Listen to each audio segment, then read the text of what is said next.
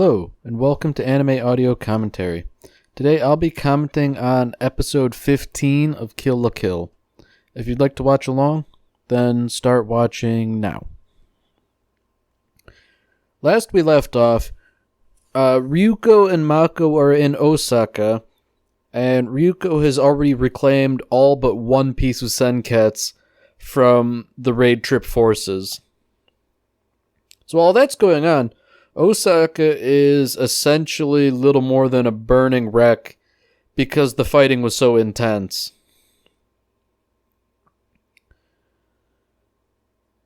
Meanwhile, Mikisugi, now sort of going public, he's sort of reuniting with other nudist beach forces, and I guess they're preparing to intervene in Osaka as well.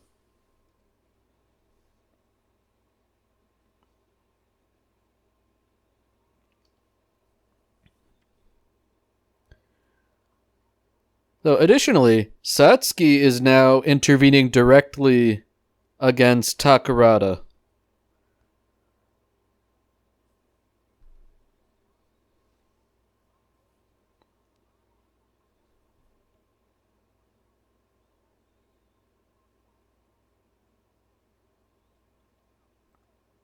So Takarada and Satsuki are sort of bantering back and forth. It appears that the Takarada Syndicate and the Kiryuin conglomerate are direct competitors. Now, to no one's surprise, Satsuki looks down on Takarada pretty severely because of his wanton use of money as a motivator. Especially because Satsuki's all about willpower.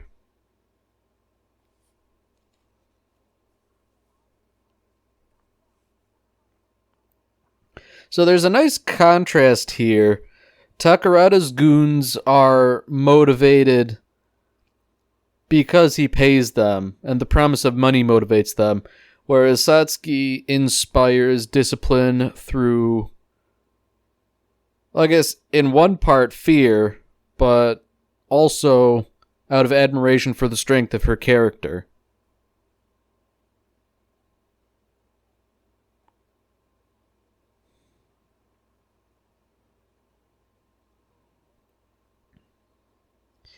And I guess Satsuki's sort of taking a moment to display the superiority of her methods by scaring off all of Takarada's forces, essentially proving that fear is more powerful than money.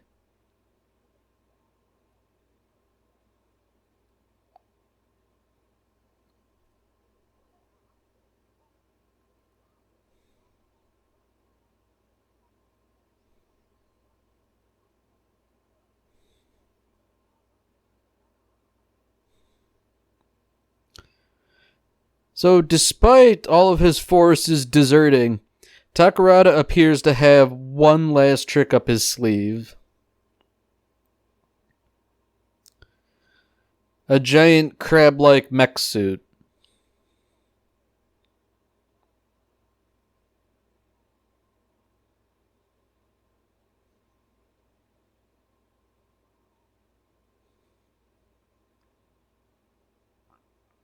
So despite this big crab-like robot, Satsuki and Sanagayama are not particularly impressed by it, even though it was ostensibly designed to combat Goku uniforms.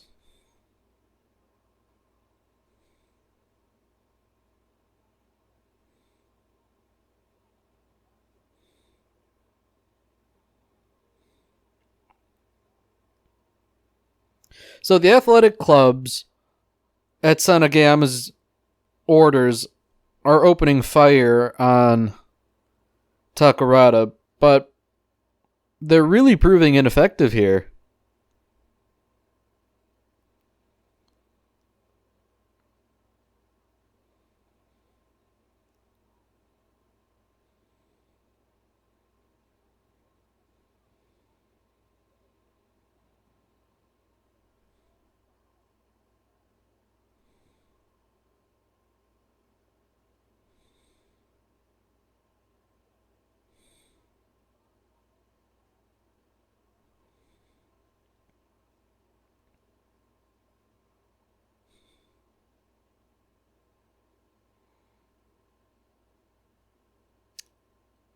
So thanks to the ordnance of his mech, Takarada appears to have the upper hand. Unfortunately, Gamaguri and Jakuzure have now arrived, and judging by how they look now, they both have their new Goku uniforms. So not only have reinforcements arrived, but the reinforcements are significantly stronger than they were when they were conquering their own cities.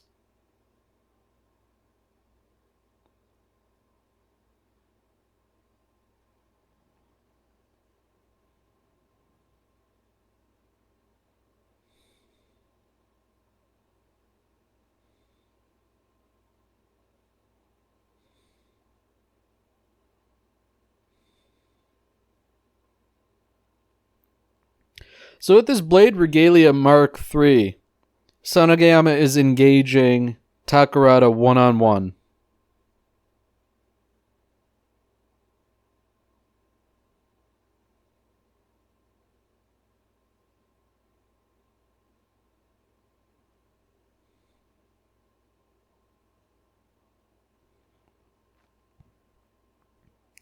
Takarada's mech seems to be a fairly even match for Sanagayama.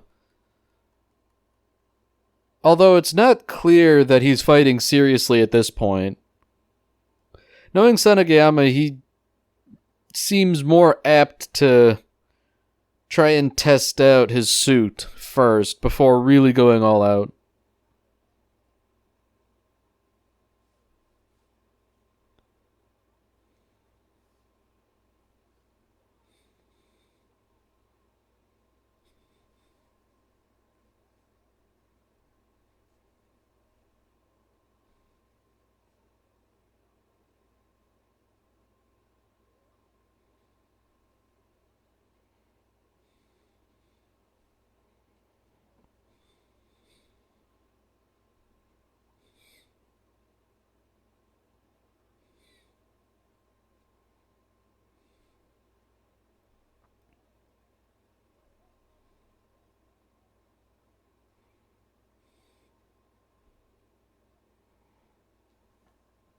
Ultimately, Takarada was not able to contend with Sanagayama's Blade Regalia Mark III.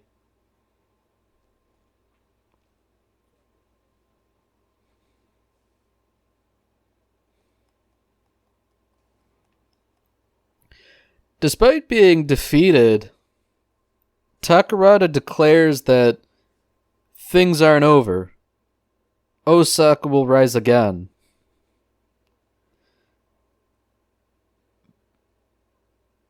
But now, Satsuki's saying that these three schools wasn't her target necessarily.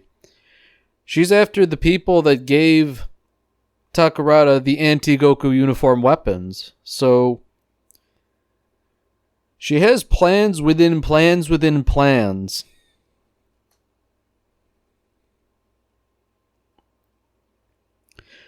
But before Satsuki can really get an answer out of Takarada, Ryuko shows up.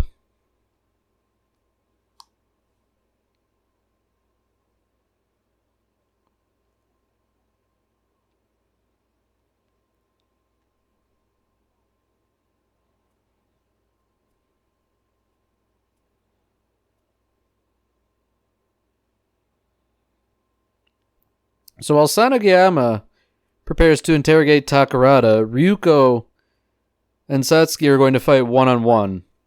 And Satsuki makes it very clear that the council chairs are not to interfere at all.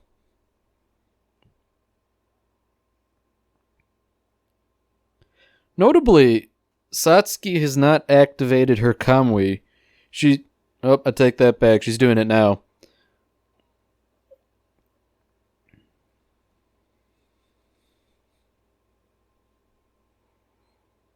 I was going to say it was a curious display of honor that she would not transform to fight Ryuko when Ryuko's not capable of doing so. But it seems like she was only doing that for the first few strikes and parries.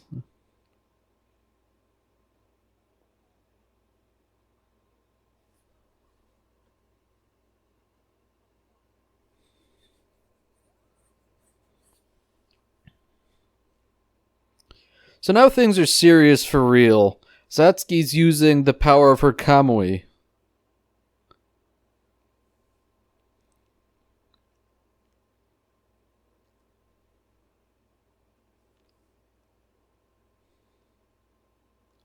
So, despite being severely outmatched, Ryuko's sort of holding her own, albeit barely.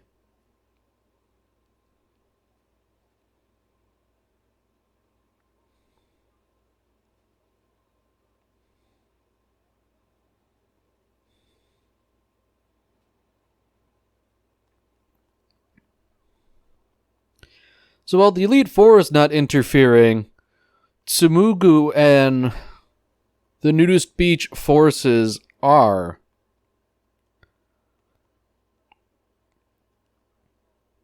So I think we now have an answer for where Takarada got his weapons from.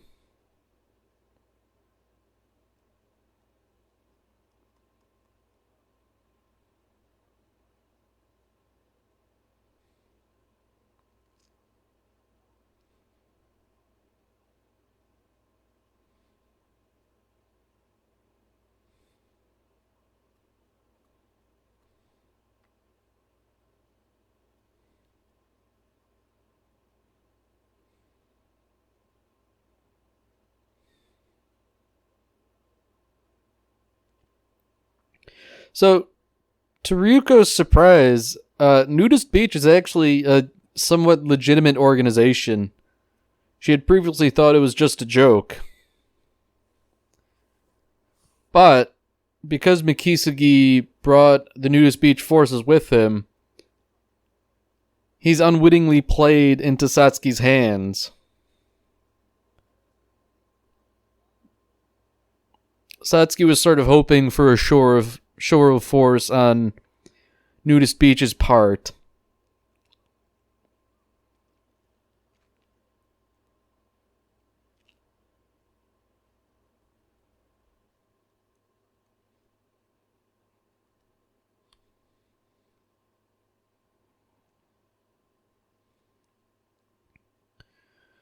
So now all the council chairs are transforming, showing off all their new Goku uniforms.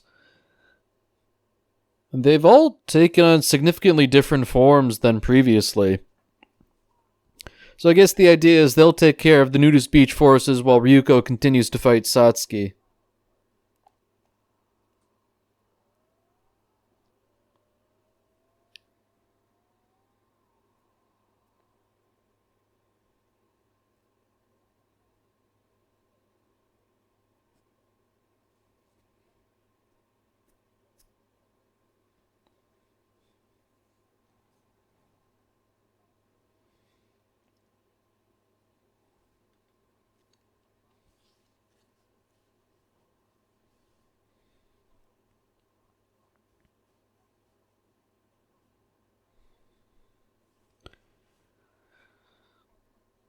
So, Senketsu and Ryuko are at an impasse. Ryuko needs Senketsu's power to fight Satsuki on even terms, but without that left-handed glove, they can't complete the circuit, so to speak. Ryuko is offering up her actual skin to be used to complete the circuit, and Senketsu is reluctant, but because it's the only way. So Ryuko transforms, but because Senketsu isn't quite complete, that sort of gives them a time limit here.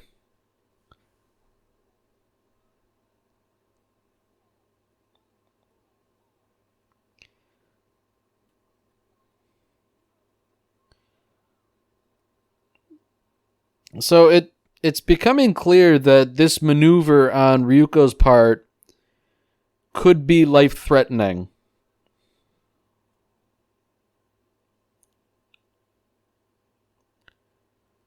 But fortunately for Ryuko, she does manage to swipe back the glove and complete the circuit. So because of that, she can now fight without regard.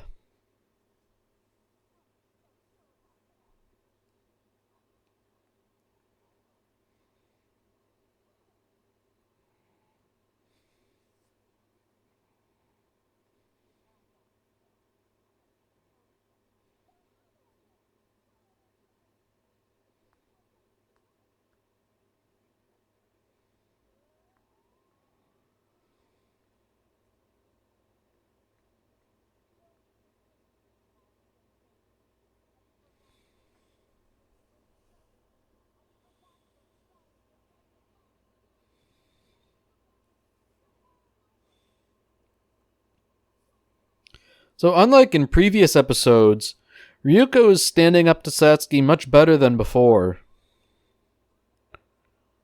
And she's not giving in to Satsuki's goading either.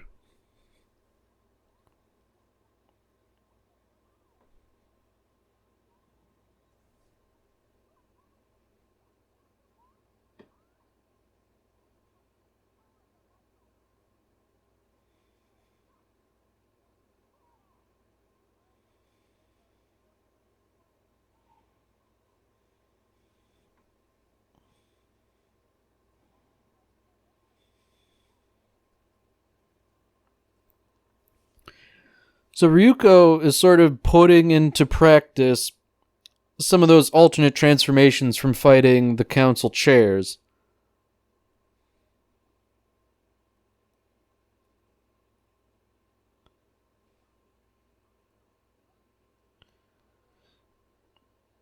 So interestingly, Satsuki's not following suit. She's relying on Jakuzure to fly, whereas Ryuko's using her own Kamui.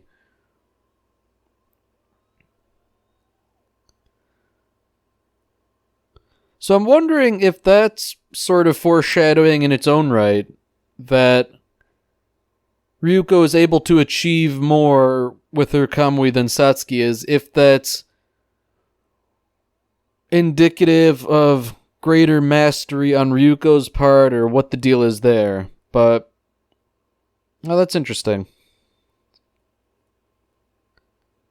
So I'm sure if she tried, Satsuki could transform Junketsu similarly.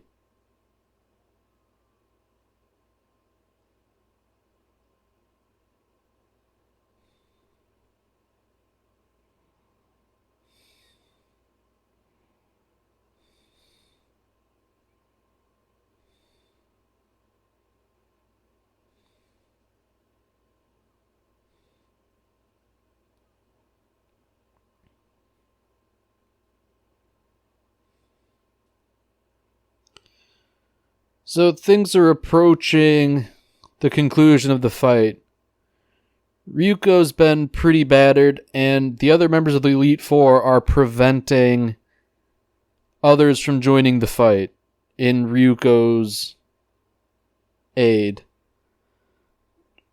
So really only Senketsu's intervention prevented Ryuko from splattering on the ground.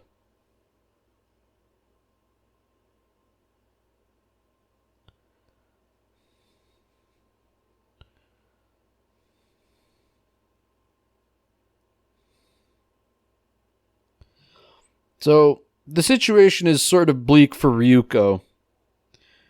Satsuki has her sword, Ryuko's missing her scissor blade, and anyone in a position to get the scissor blade over to Ryuko is being detained by one of the council chairs.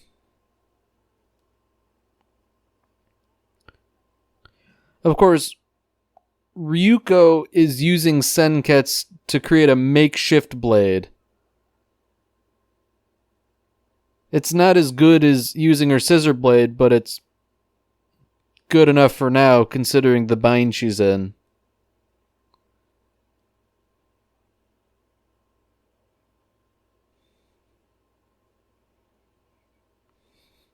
So ultimately, through a little bit of deception, Ryuko manages to take the high ground, so to speak.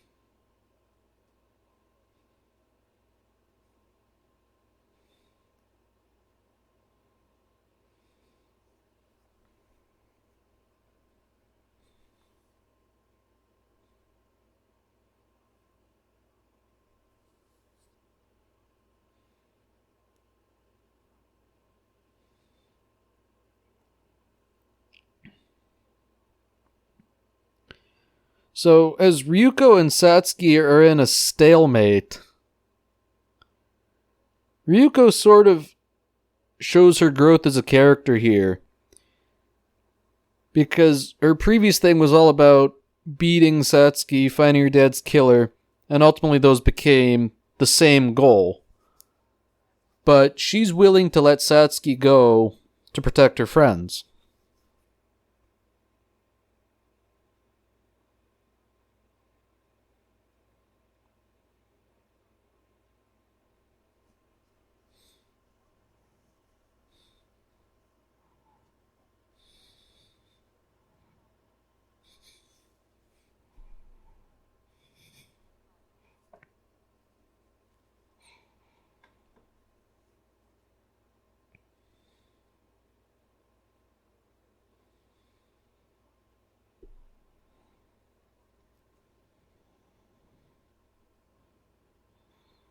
So it seems like Ryuko has made a rather foolish decision in trusting Satsuki. So interestingly, during that whole stalemate, Jakuzure did not intervene, and now we're knowing why. It's because she was destroying the nudist beach base after having rooted it out. So, once again, plans within plans, Satsuki managed to achieve something that wasn't readily apparent from the outset.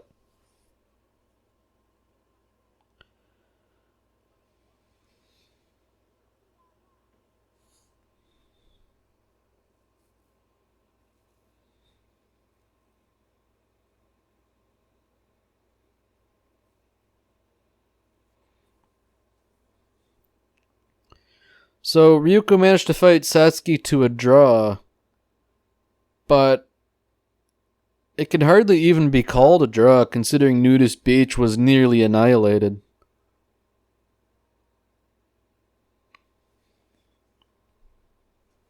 I guess you could call it a Pyrrhic draw.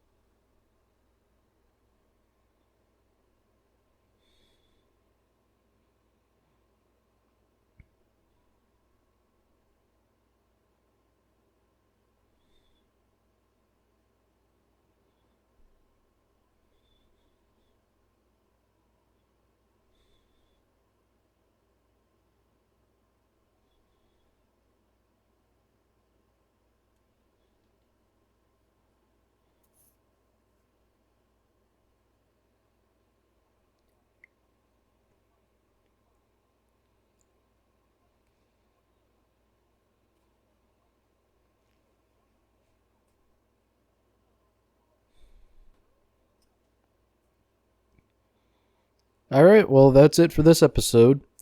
If you've enjoyed it, then by all means, tune in for the next one.